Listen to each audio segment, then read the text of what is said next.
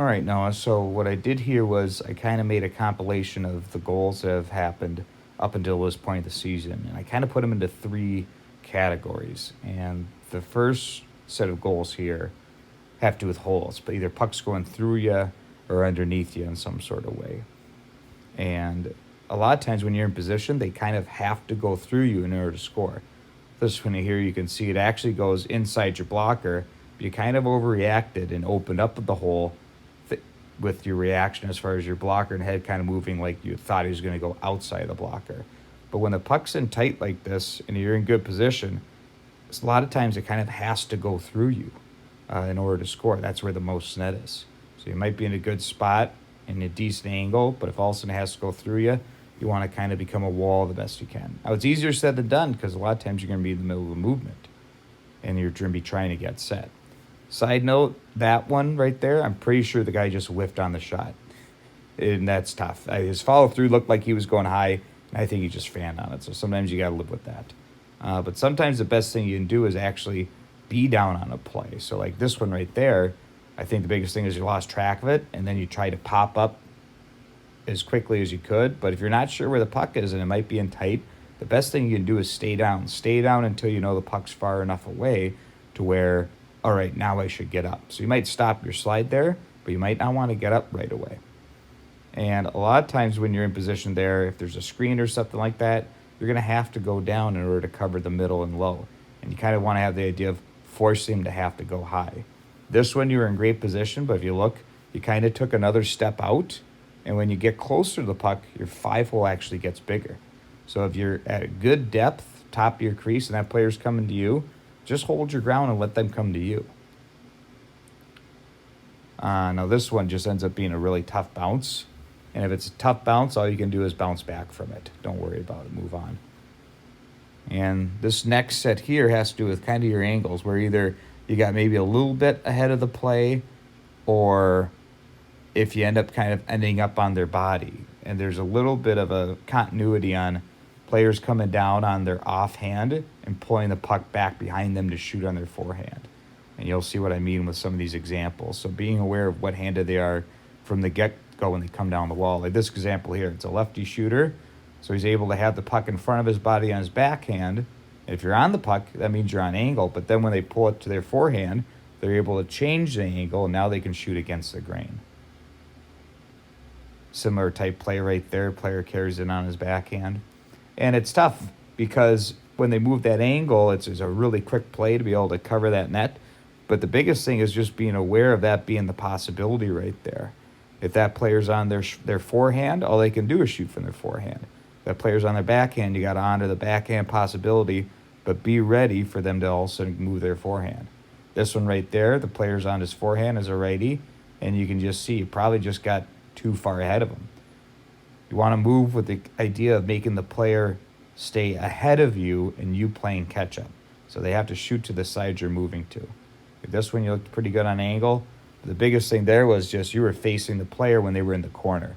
When you landed on the post, I don't know if your foot got caught or something, but when they get below the goal line, you got to end up turning your feet back up ice so you're in position for that puck to be thrown back in front of the net. Right there, very similar play as far as player come down the wall. If they shoot against the grain there, yeah, and you even know it. You got ahead of the player. Easier said than done, but that's why you have things like the face-off dots and the hash marks, in the blue line, those landmark angles to kind of use as your marker as far as letting them get ahead of you on the other side of those landmarkers and then you playing catch-up. Making them have to shoot to the short side where there might be more net, but that's the side of the net you're moving to. And that's kind of a lot more easier play as far as feeling the timing of the play. Like this one right there, that was perfect timing. Player comes down the wall, and you force him to shoot towards your blocker's side where the net is, and then end up shifting into it. Now, that goal kind of is a good example of like trying to challenge and be too aggressive possibly. Because again, the closer you get to the puck, the bigger your 5-hole is.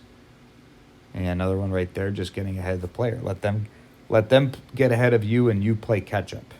Because you can always speed up on the play and get there in time. Now, these are kind of just one-off goals right here. Like that one you can just see when you slid to your post, You ended up spinning around. You got to stick your landing when you land on the post right there. And all these are a little bit different with kind of one thing happening. There's nothing really consistent here. Here you made a great save. Looks like right there you got chipped over by your actually own player's stick. He kind of gets it in your chest pad, and that's how you get knocked over there. And that's a really tough play. But remember, don't get mad at the ref about, a possible penalty that they maybe didn't see, right? They're not going to always see it.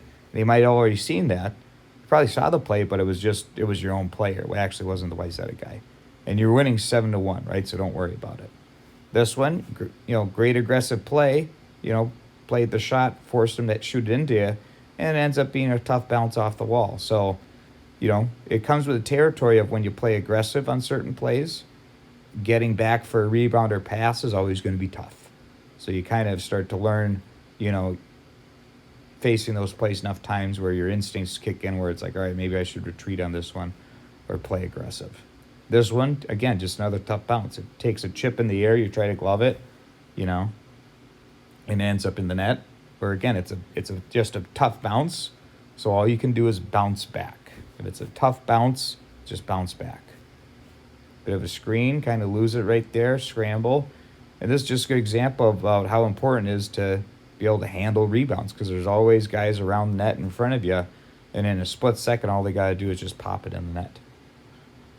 This one just was, I think you could either stayed out for your butterfly or gone to your post with your glove up and a one knee down. When they're in that tight, the only spot high is that high short side there. So you start to kind of anticipate that shot when you see it enough times, knowing the players want to shoot there. And you start to read their stick plate or body language. There you had great depth and positioning, but he just kind of got you to bite. Patience is a virtue. The more patient you are, the better you can be. Good attempt with the stick, though, as they came across with trying to get a poke check there. That's what we call kind of a broken play a bit, where it's like you hit the player's stick and you're ready for deflection, but then the puck kind of died, and then he was able to kind of grab it and go around you. If it's that in close to you, have an active stick. Have an active stick ready to knock it away. That one would have been a tough play to try to cover. This one ends up being a wraparound, but when the guy comes down the wall, you can see your left foot actually gets outside of the post. And that's what makes that part of the play a bit harder, because now you got a longer distance to go because you're outside the post versus inside the post. And again, easier said than done, but that's that skill of being in the overlap, pull your foot back inside of the post there.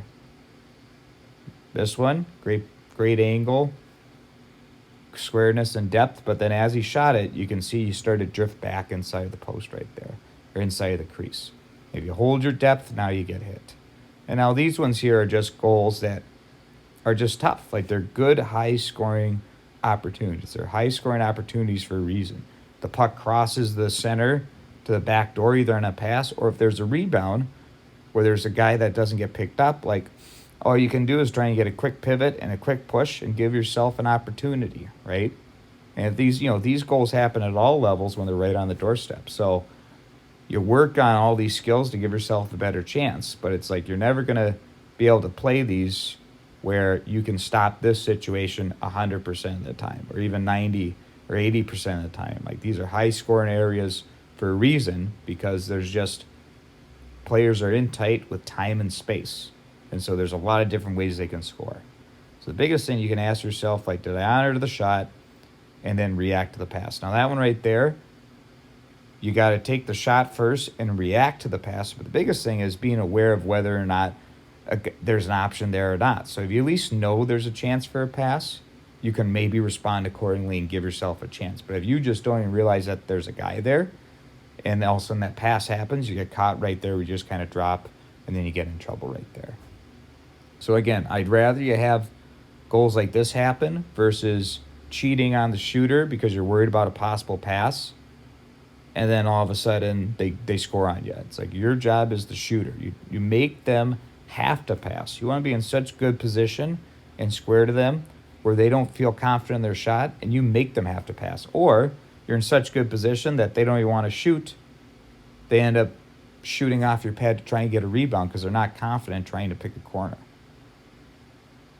A big thing right there, I would say, sometimes with your glove, maybe more shoulder saves. Sometimes just because it's a high shot at your glove or blocker doesn't mean you have to use your glove.